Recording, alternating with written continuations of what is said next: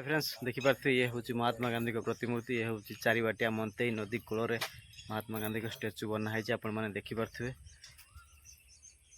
आसतु पूरा डिटेल्स मो video fast last देखूँ जमा भी स्किप करूँ सांग मैंने मुझे डिटेल्स कहि महात्मा गांधी का विषय में कौन प्रतिमूर्ति बनाई अच्छी फिर भी देखूँ के अवहेलार पड़ी ये घास मास हो गला भितर गेट चाबी ना बाकी घास मास हो ओलिया सफा है ना सेतेबेले आसीथिले महात्मा गांधी जतेबेले हेइथिला ऐतिहासिक दांडी यात्रा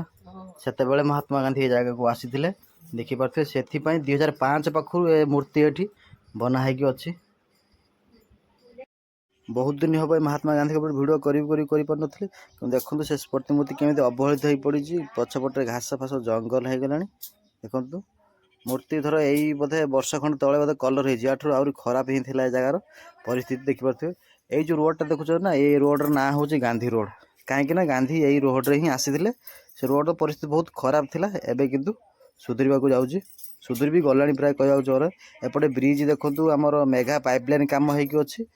किंतु पाइपलाइन काम सरी जाइए ब्रिज काम हबार अच्छे ब्रिज काम कंप्लीट हेल्ले आपन वीडियो